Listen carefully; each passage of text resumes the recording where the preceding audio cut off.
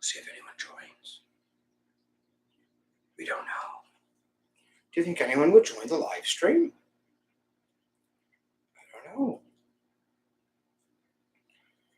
At least you're joined.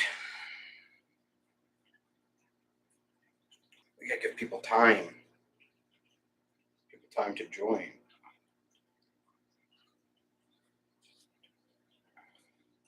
Oh God, someone's already here.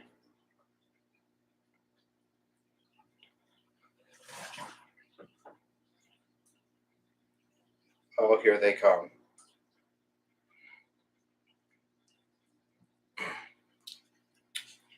What's up, guys? Hello, how are we? I think we are good. How about you? How are you doing?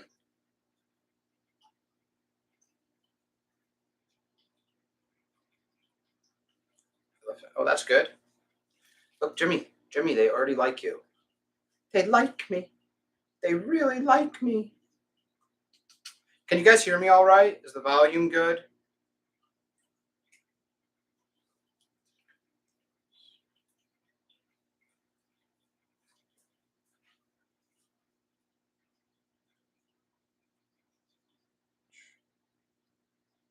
Yes, all good.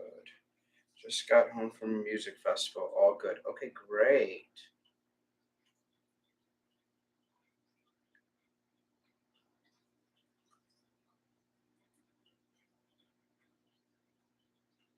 Cool. Just going to give people some time to join in. Uh, just a small little impromptu live stream. You know, sometimes this is easier to answer questions, you know, because I get so many questions on my videos, thousands of comments. It's just hard to follow. And sometimes I feel like, yeah, I don't want people to think I'm not answering questions or I'm not reading comments. There's just 500 bajillion. And so we can make it easier. We can ask live and you can get your questions answered, which is really good. So if you guys, we'll just stick around for like 5 or so minutes and however many people we get 20, 30, 40, doesn't matter. We'll take care of any questions, see if you guys want anyone shown off or have any questions about a specific reptile, like why are they this color or what's wrong with his feet, show me his feet, how to trim nails, things like that. We can go over just anything you guys want, which is good. So hopefully you guys are all doing good this morning.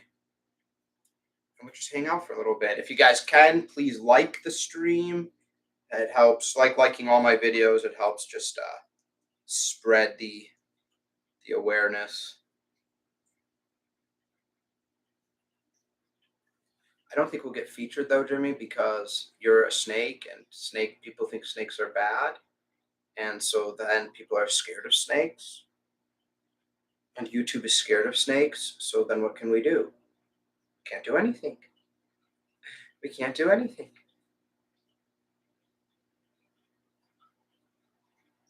I'm going to go to the beach for a week. I was wondering if I should bring my bearded dragon or just have someone come turn her lights on and off and feed her. Well, Brian, let's start with why don't you have a timer on your bearded dragon's lights? Get a nice little digital timer with a battery. They're cheap. I think they're like $8, and you can program the on and off time. And you can even have it be different for different days of the week. And that way, if you're ever, lazy getting up one Saturday morning, or you work late, or you go out with your friends, or you don't feel well, you don't need to worry about turning on the light and turning off the light. But if you're going to the beach for a solid week, it's really probably just easier to have someone that comes and spot cleans your bearded dragons. So if they poop, clean the enclosure and just feed them.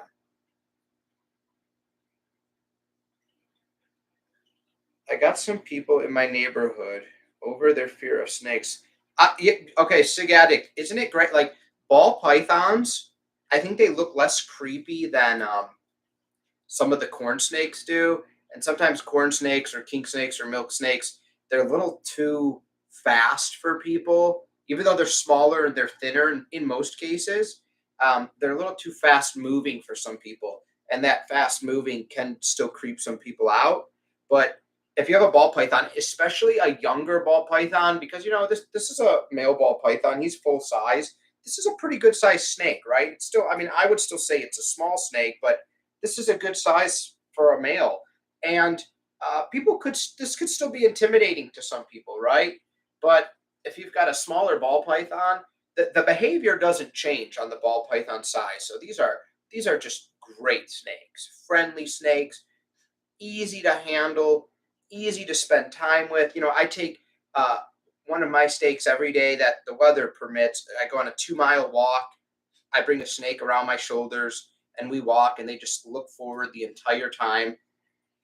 And they're a great snake to break people's fear or phobias of snakes, because when you sit there and you're just holding a snake like this and it has no chance of biting you and you're just fine with it, um, people will get not scared, which is good. So good job.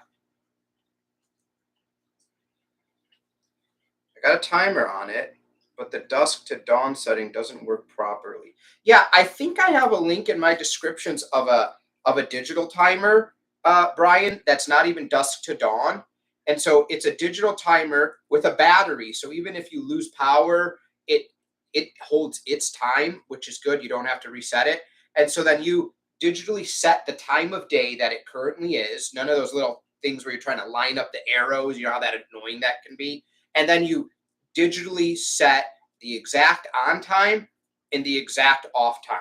So you don't have to worry about dusk to dawn. If you want it on at 8 a.m. and want it off at 7:53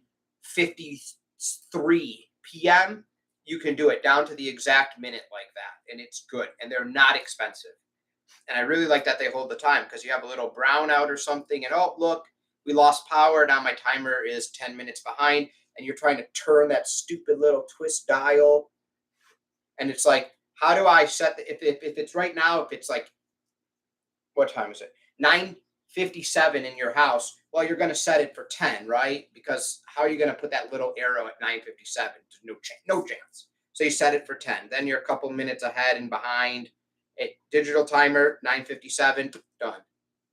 It's the way to go. They're cheap, they're great. And if the link doesn't work anymore in my descriptions, it should be my Amazon affiliate link. Just let me know. I'll just update it for you after the stream, and you'll be able to get it. But they're great timers, and having that battery is so good. And they have a little light on them, so you can know that they're working. When they're on, the light will turn red, meaning the timer's sending power to the devices. Hi, Vicky. How are you doing? How big of a tank be for a baby bearded dragon? Well, Bubba's like, to be honest, bearded dragons are a reptile I really like to have in one tank and not have to switch. So any like 50-gallon tank. I actually have a review and an unboxing of a Reptizoo one coming out, because they gave me a free tank to show off to you guys. It's a great tank for a bearded dragon, although I have some options with mine to show you guys that aren't necessarily great for bearded dragons, but would be for another reptile. But yeah, 50-gallon tank, Reptizoo, Exoterra, things like that. Really good size for the whole bearded dragon's life, to be honest, unless it's a German giant. Those get a little bit bigger and you want 60-gallon or more. I always start with touching her butt. We'll make sure you get permission first. Well, I got her around my neck to show she's not aggressive. Yeah, it helps. I mean, a lot of the times when I have a snake out, right, and so like Father Jimmy's head's right here, and I might say, hey, you guys, do you want to feel the snake? And like, do you want to pet him? And they might be too scared to go up here, but I go like, oh yeah, pet him right here. His head's over there, his tail's down there. Just pet him right here. You can just pet him like this.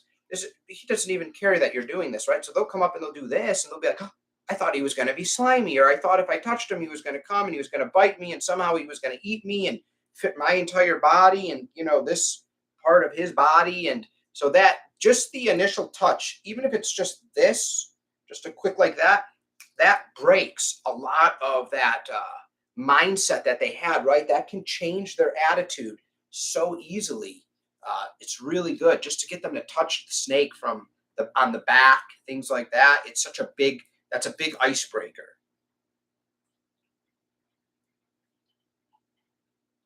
Yo, hi. Could you get a bearded dragon out soon?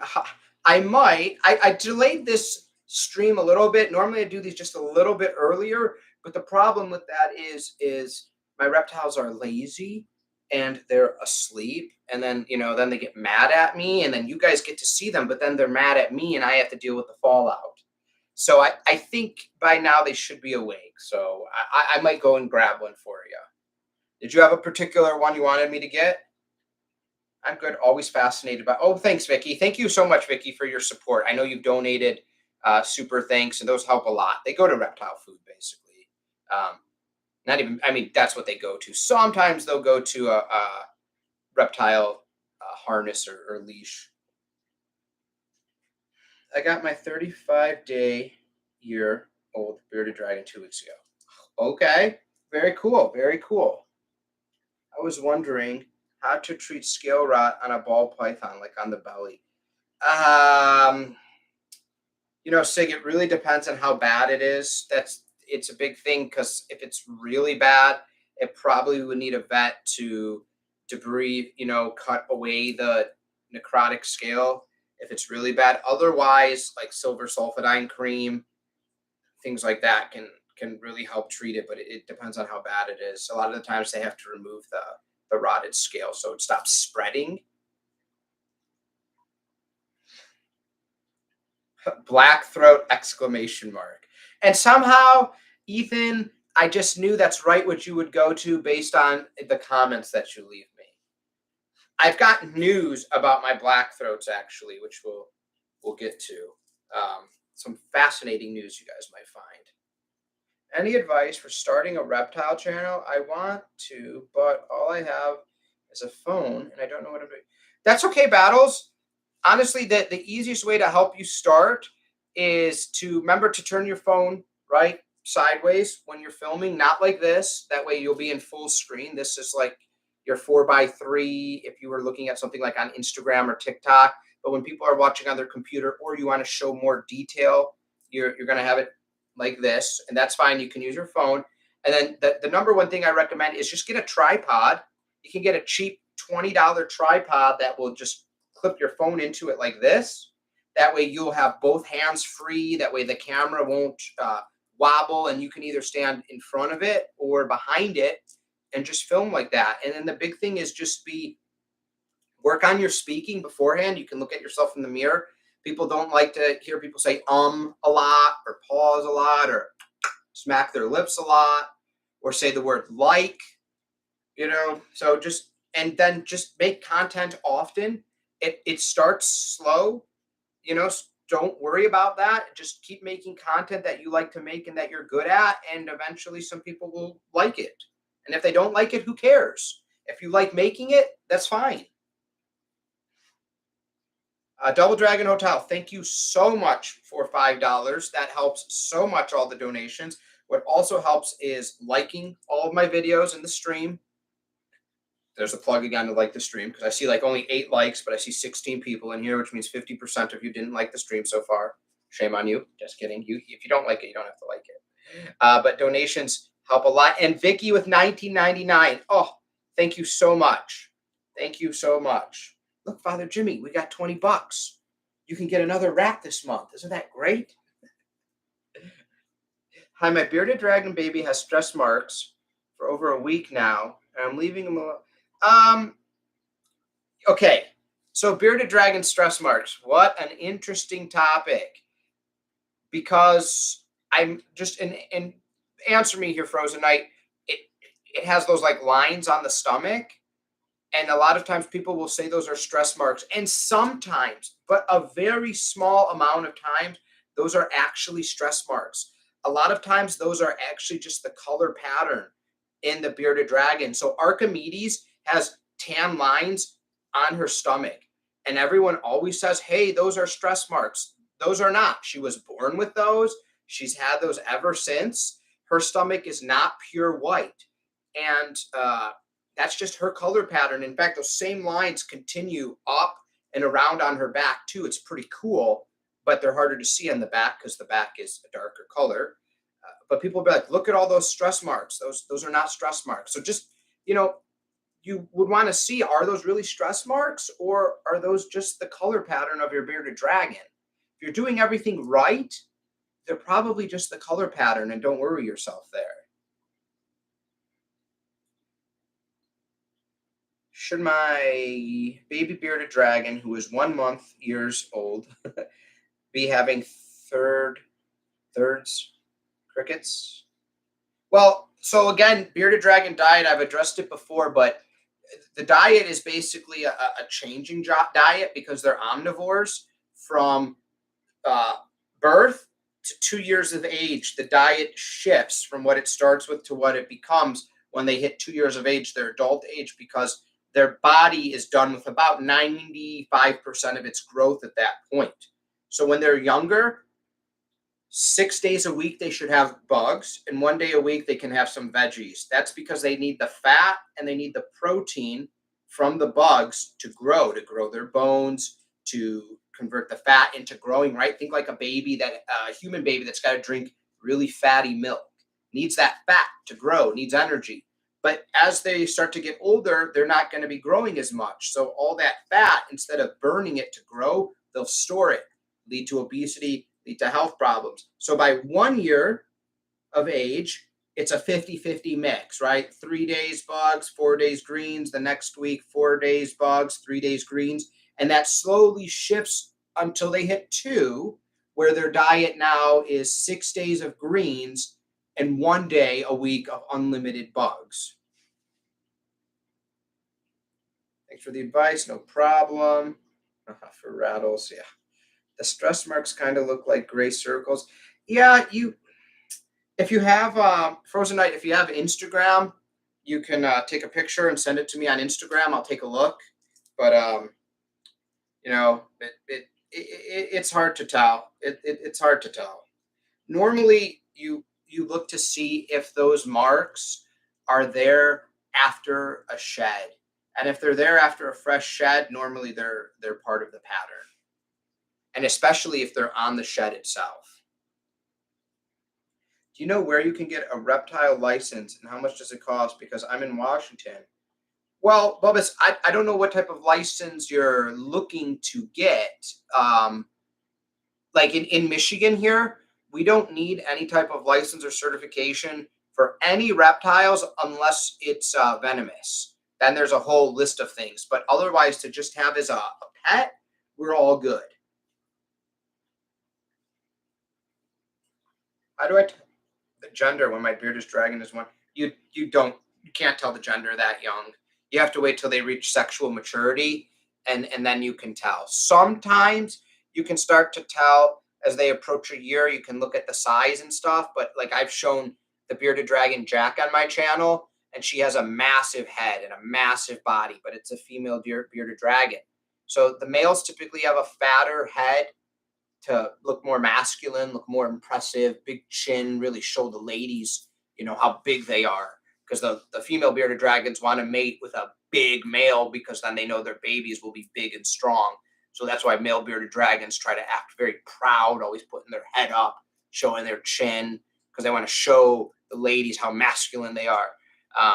But sometimes females look like that too. So when they hit close to 2 years old, you'll be able to check because you can see the hemipenes. My bearded dragon is not eating veggies. Well, they don't have to at 1 month old. You don't have to worry about that. Western Australia bearded dragon license. Fascinating. Yeah. Mm.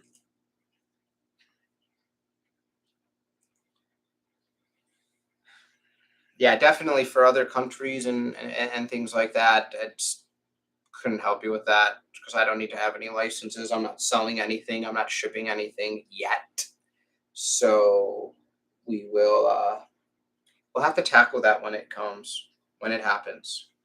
Also, if you guys have Instagram, if you post pictures of your reptiles, you can always tag me or at me. That way I can see the post. I'm always interested. People do that all the time. They're just like, oh, hey, wanted to send you a picture of me and my ball python, or me and my bearded dragon, or me and my Argus monitor. And I'm just like, all right, cool, man. Thanks. looks great. Like it's fun. That interaction is fun. I'm open all the time. I'm not some scary guy you have to be scared of to message, which is good. So I have Father. Where do you live? We are in the same time zone. Brian, I live in Michigan. It's said all the time. It's okay. You don't watch my videos. It's okay. He doesn't watch my videos. I don't know. I'm gonna what I'm gonna do. Hi, just tuning in. Hello, hello there. Hi, Obi-Wan Kenobi. I'm going to put Father Jimmy back. I'll see who's awake to grab. Simba is not awake, but maybe I can show you why. If you are a Patreon member and you're on Discord with me, as part of Patreon, you get to be on Discord. Then you know why Simba has been sleeping in a little bit, not his tummy ache. And if not, maybe you'll see today. But I think you've seen on Instagram as well, if you follow me on Instagram. Let me put Father Jimmy back, and I'll be right back, all right? Come on, boy.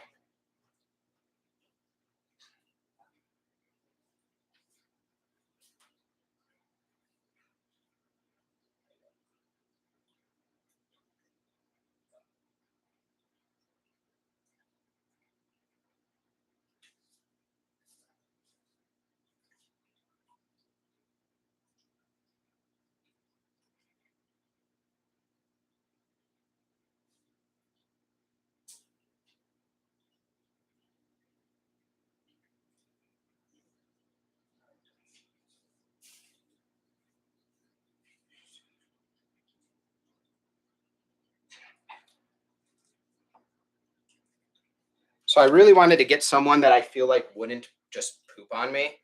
So we got Archimedes because she took a huge dump this morning, yesterday. So I feed bugs on Friday. Not that it matters. It just works out for me to the bearded dragons. So she just ate. She's kind of just waking up. But this is also good to show you guys. So Archimedes here has always had this pattern on her stomach. And it goes through her chin, it goes down her tail, it wraps around to her back. They kind of look like lightning bolts. And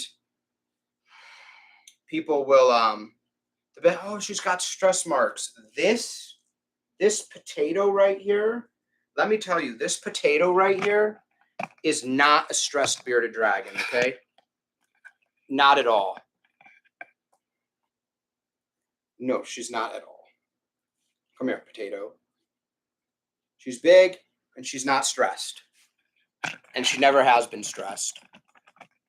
Let's move this a little bit. There we go. Yes, Archie, yes. Hope you have a good day. Well, thank you. I hope you have a good day too.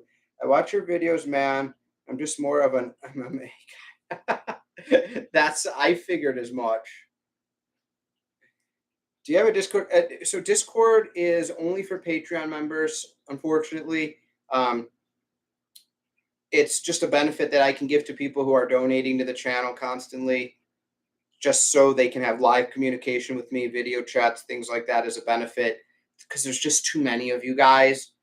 And although I'd like to do everything for everybody, there's almost 200,000 of you guys. I'm getting thousands and thousands of comments a day. It's too hard to keep track of everything.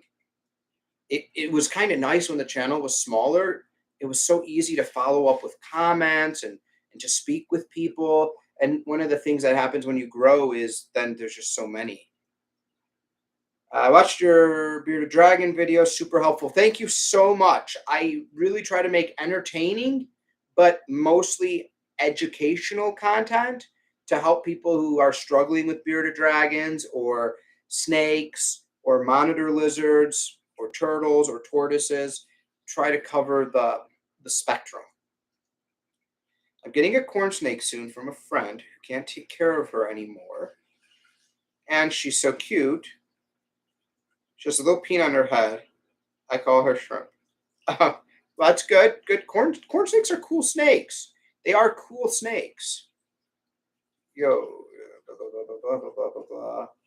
What do you do about the femoral pores that are a little full, besides a regular warm soak and gentle scrubs with a soft bristle tooth?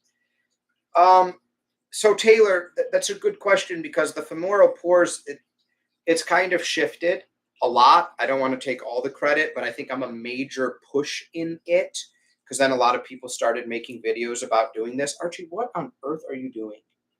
No, you're not going over there. Um, them being hardened just on the outside is normally okay. What you look for is that buildup under the skin where that waxy oil is continuing to build up the impaction. That means that there's a problem. And you don't have to do this. You can have a vet do this because it's kind of just like popping a pimple, where if you do it wrong, you're actually squeezing the stuff deeper. And that was the fear of femoral pores with people. They would be squeezing them when they didn't need to be squeezed, or they would be squeezing them wrong and they would be pushing everything in or squeezing them too much. So I've made two really good detailed videos about it, I feel, about when you have to clean them out and how to clean them out. But in a TLDR format, you do a nice 30-minute, really warm soak, but not hot. So they get soft. And you really got to squeeze from the bottom out so you don't push anything deeper in. And you don't want to squeeze all of the pore out. You just want to get rid of the hard part, the impaction. If you do squeeze it all out, what you create is basically an abscess, right? A cavity. And then bacteria can get in there. So if you do squeeze it all out, it does happen. It's happened to me. You take a little bit of iodine and you make sure you drip it in there. And you do that every 1 to 2 days until the pore fills back up. And that way bacteria can't get in there. But a vet should hopefully be able to do that. Probably not. It depends on where you live. Where I live, the reptile vets are useless. So but my bearded dragon gets slower as it gets older because mine runs around all over me. Um, yes, but we're talking like much older, into its late teens. Bearded dragons that are 12, 13, 14, 15, I've seen, they run around, they climb steps, they still jump around. So as long as they're healthy, they stay pretty, as long as they're healthy and you actually have been allowing them to do that their entire life, it'll be good. If you turn them into a couch potato early, they'll stay a couch potato. If you let them be active early, which is really healthy for them, really healthy for their joints. There's no pain, there's no stiffness. The elbow bends in and out, full rotate. All of the fingers bend, the wrist bends. Each individual finger, boom, boom, boom, boom, boom, boom. Wave to the camera. Hi, how you doing? Thank you. As long as you keep letting that happen, they'll stay active really up until the moment they're getting ready to die. So that is good.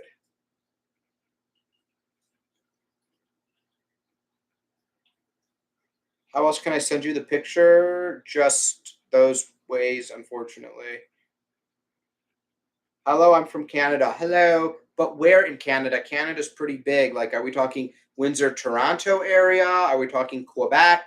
You could be anywhere because Windsor is just like 45 minutes from me. The Thug Shaker. I'm out. Thanks for the info, brother. Like, so have a good time at the beach. How do you make them couch potatoes? Nova Scotia, cool. You just don't interact with them, right? You just leave them in their tank. They sit there like this under their basking.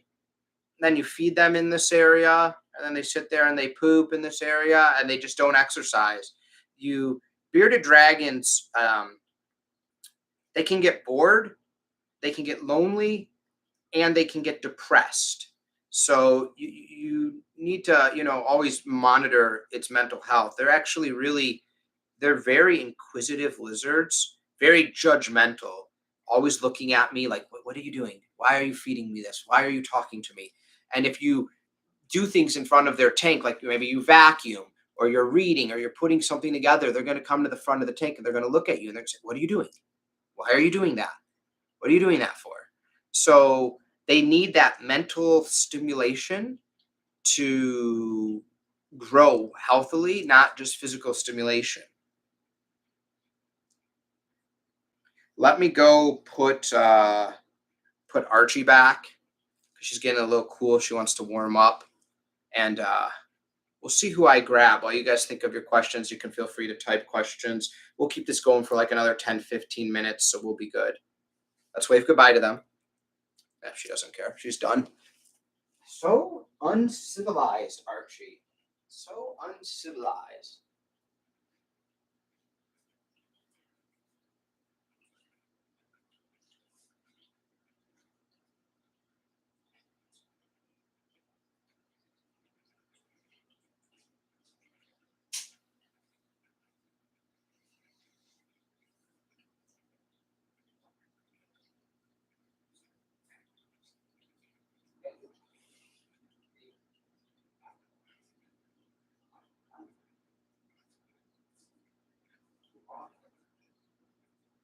What?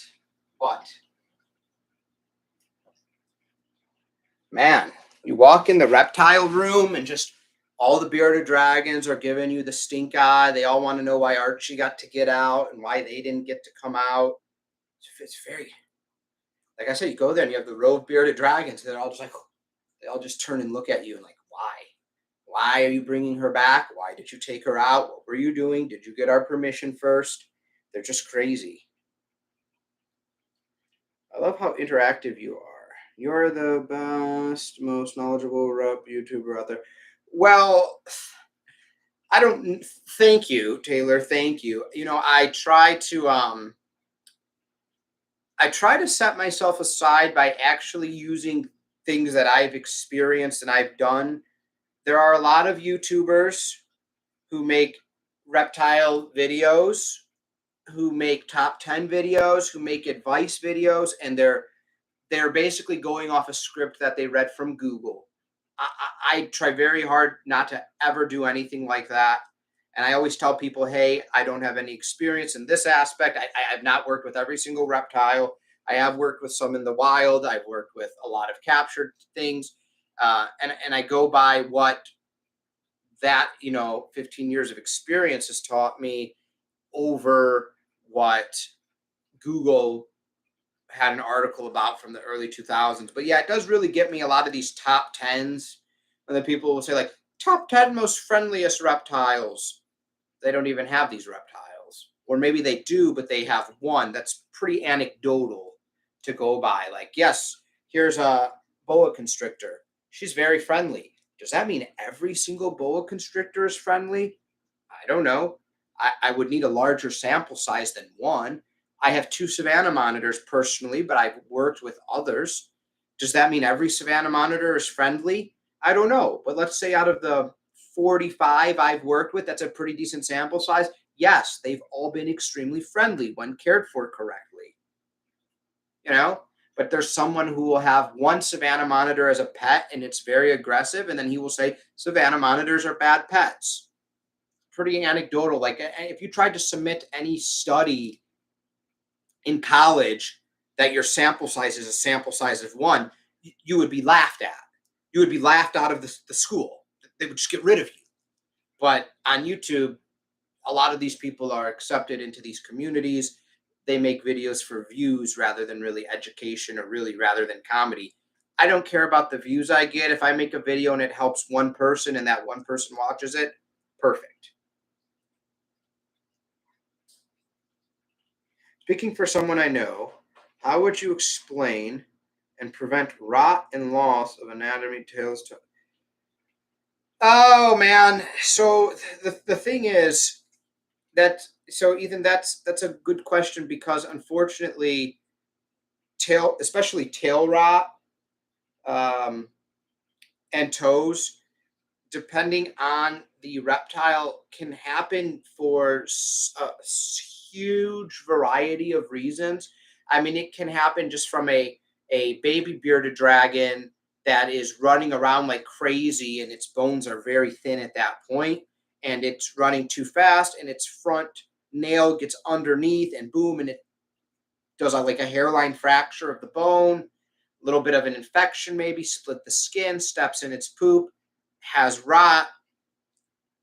All of this can happen in the matter of seconds, and what there's no way of knowing. So it's unfortunately but you see a lot of, and it has nothing to do with bad care. It's just that now we keep a lot of reptiles as pets. So then we see it happening a lot. But is that because we're keeping them as pets, or does it just happen that we're seeing them more often and we're seeing these problems? But that's just because we're seeing them. You see bearded dragons and lizards with tips of their tails missing. They were smacking their tail, it hit something. It could just as easily hit a rock in the wild, right? So we see rot often. You just try to keep your tank clean. The one thing that I do say is, especially if you have a bearded dragon or any type of reptile, though, if you put real big rocks or heavy rocks or stones, you try to eliminate putting them too close together. That could make an area where it could get something could get pinched, right? So bearded dragon's tail, the bearded dragon is sliding down between two rocks. The tail slides into the gap, and as it moves forward, it gets caught. Bam, crack, snip, that. So you can make things safe by leaving safe enough gaps where something can't get trapped or pinched if it were to slide in there. But even when you're doing everything right, still a chance that it can happen.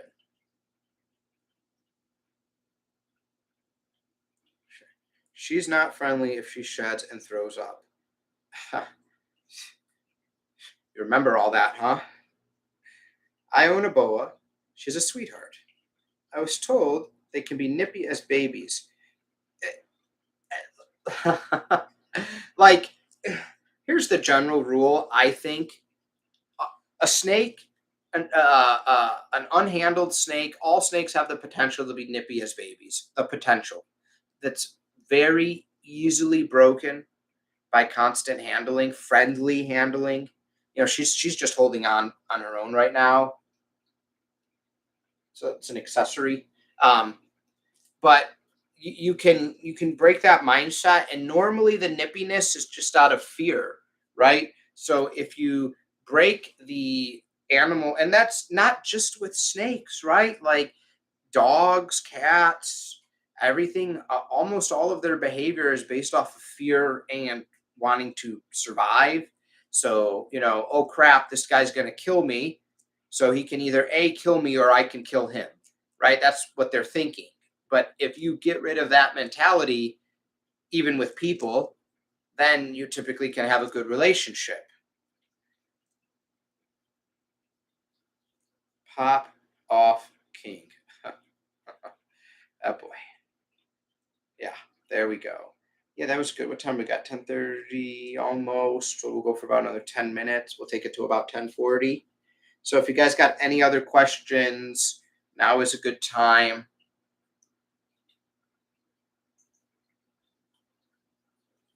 A baby salamander loves red earthworms. Yes, they do love earthworms. From the fishing department. Is it okay to make them a bigger part of your diet? Yeah, yeah. You can actually buy from like feeder insect stores. You can buy earthworms too. They'll come in a nice little styrofoam. You can keep it like a little styrofoam cooler. You can keep it in the fridge, just so you can buy in a larger bulk, and then also you can know, like, those that you're buying for actual reptile feeding, they're typically fed, a little bit of a nicer diet than those that are just being used for fish bait. But yeah, savannah monitors and worms, all good. They love worms. So I might just have a very antisocial savannah monitor. I've done reading in front of the tank, talking around the room, handling in and out of the cage, even sleeping with her. She handles well. When they're smaller, they can be more tank territorial, and that typically goes away when they just get a good size. They feel more confident. Think of it like if you lived home alone and some giant 6'5" muscular man was just coming in your house to interact with you, even though he's friendly, you're gonna be like, whoa, yeah.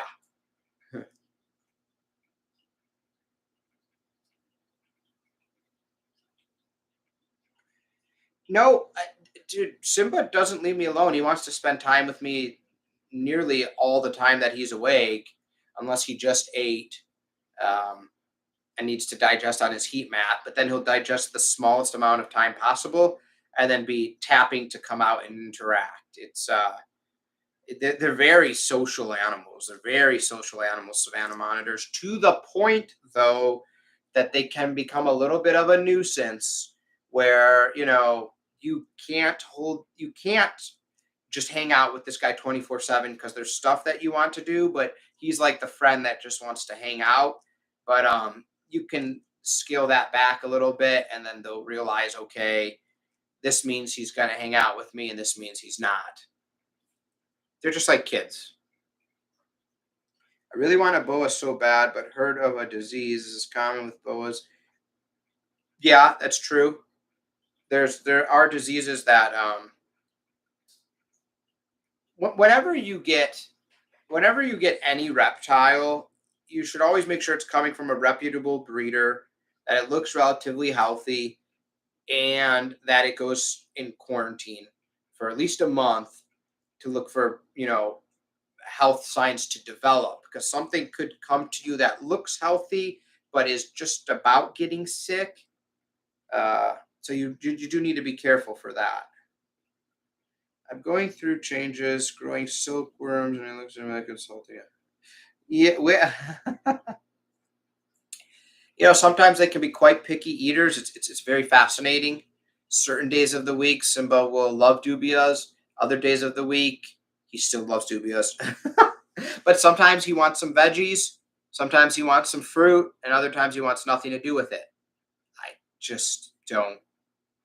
I would think it's like humans. Maybe they can get sick of something for too long, or they don't like the taste of something. And then the only way they can communicate with us is by not eating, by spitting it out, by looking at us like, hey, what's wrong with you? Are you a moron? They can't say, hey, I don't like this. So we got to really learn to read body language, body behaviors, because that's, an eyesight, their eyes, that's the only communication we have. We have a beardy and are getting two very young kittens, 6 weeks. How would you recommend we handle? Yeah, so Luffy, bearded dragons actually typically do really well with cats and dogs, especially if as long as they're more, the animals themselves, the larger animals are calm. That's the big deal. But you can let them be outside of the bearded dragon's tank. They shouldn't want to stalk him or anything like that. You can, same way you would introduce like a baby to a dog or something, you can have the cats, get the cat's scent on a smaller blanket or a hand towel, put that in the bearded dragon's enclosure so the bearded dragon can smell that, and vice versa. And then just do supervised interactions. A lot of the times they just ignore each other. Pretty simple. But yeah, as long as you have, everyone's attitude is different, but you see videos online, bearded dragons sleeping underneath the cat in the cat's little cat bed, laying on top of the cat licking the bearded dragon, and vice versa. They're typically pretty good. Now, would I trust Mongo to be with any animal? No, because he'll start trying to mate with it instantly, then he'll start trying to mate with it more, and then that's probably what he'll continue to do. So I mean, I can't leave him alone with anything,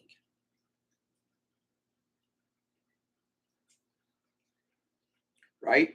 You're just going to bed, yeah, because you're not moving at all, which means now you're asleep in this nice little zigzag S-shaped Z lightning bolt. See video of cats inside the beer drain enclosure and always. Yeah, it shouldn't. Um, it shouldn't freak you out. I mean, typically the worst fear that you would have is the bearded dragon actually biting the cat, injuring the cat.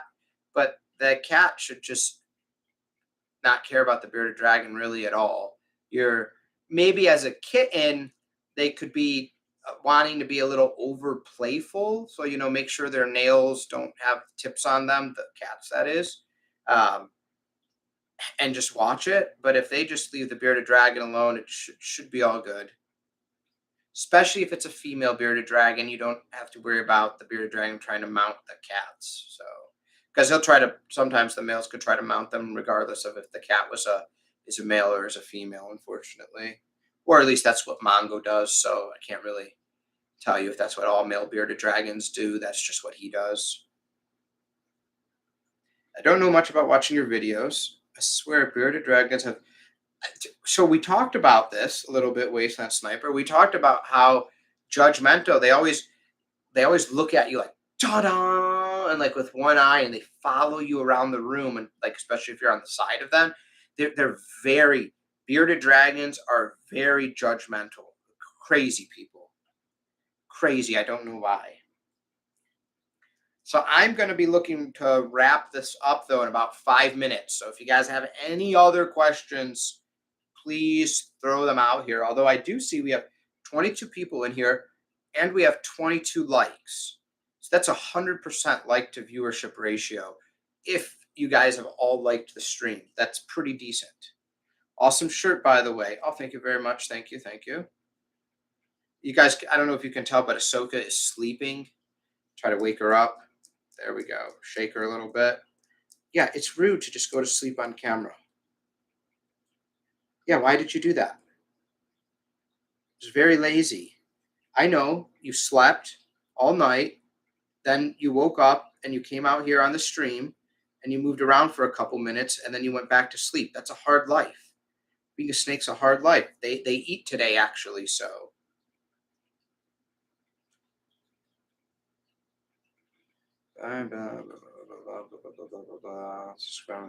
what the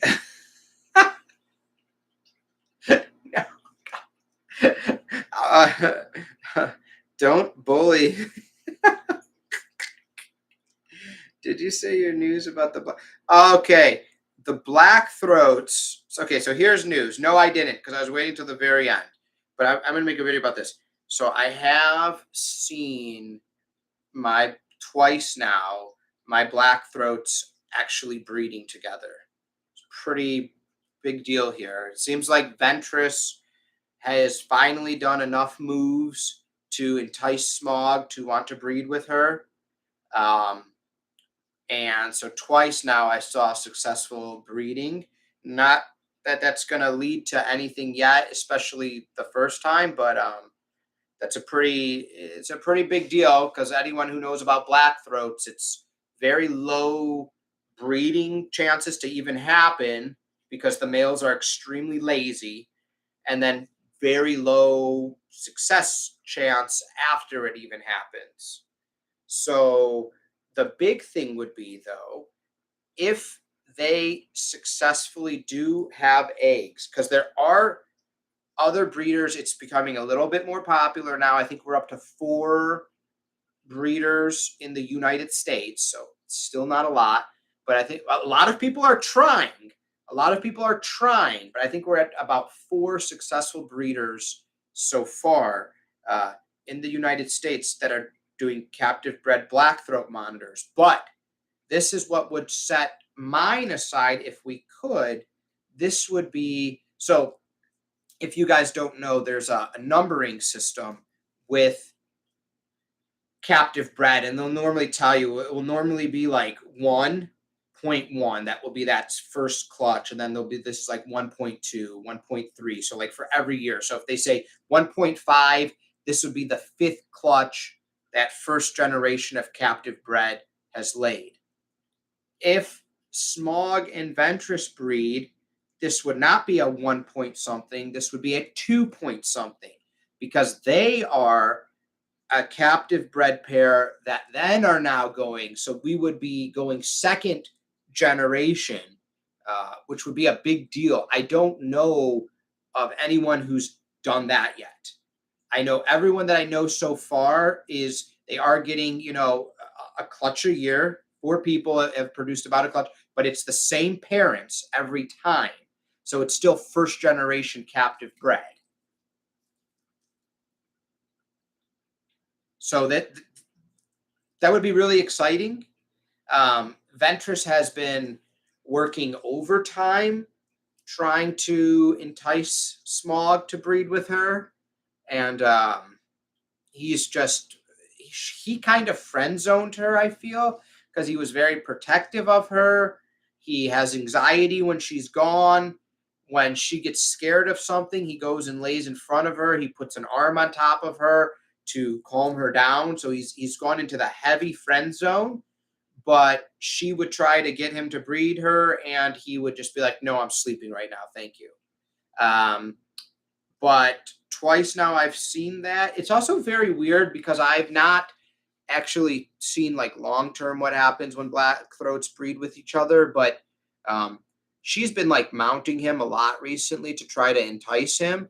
And so then I saw him mounting her, which was great. And hemipenes were locked and everything was good. Vents were locked up. And then after the deed was done, I came back and then she had like was like mounting him again. So I'm not sure both times. So I'm not sure if the male mounts the female and then after to like get authority back, the female mounts the male. Very odd. I'm not sure. I don't know anyone who's, there's not many people I can reach out to and say, hey, after the male breeds the female, does the female then go and mount the male? Like what's going on here? Because a lot of people also aren't witnessing it happen. You just go and you say, oh, I have a gravid female. That means they locked up overnight. So very odd behavior, but this is cool. I don't think I'll produce eggs this year. If I'm lucky, maybe I'll get some eggs in August. I don't really care. That the goal was not purposely to have them breed. I got lucky and got a male and a female. They're not sexed, when they're that young, there's no way to do it. So if it happens, it happens. But maybe I'll have some second generation parents or, 2.0 line. Well, I guess it would be 2.1, the first clutch. That would be really cool. So hopefully you'll be able to follow along that progress. I did want to film some of the breeding, but it was like weird because when I went in there, like Smog stopped and he was just looking at me like, like awkward. I don't want to be watched while I'm doing this. And then I left and then like kind of spied on them. And then they were continuing to do it when they thought I was out of the room. So I don't know, Ethan, maybe you can breed some monitor lizards and let me know if this behavior is happening as well. Because I don't know.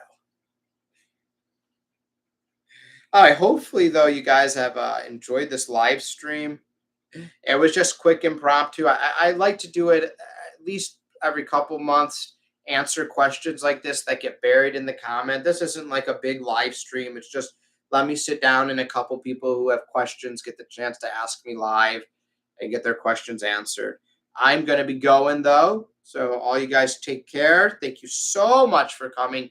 Thank you so much for the support you show my channel by liking the videos, by subscribing, by leaving a comment for interaction. It will be good. I'd love to. Need to have a second one. I'd love to have. Yeah, it's interesting. Maybe if I'm lucky, then we would get some babies from Ventress and Smog, but then we would also maybe get some babies from Simba and Nala, and those are some pretty, very tame monitors, all four of them. So to pass those traits down would be really, I think, really big, and could really help people enjoy having a good, healthy, from two healthy parents who have really good traits, and just continue the bloodline. All right, though. Take care, everybody. We're gonna go put you back, okay? I can't shame you. I can't shame you.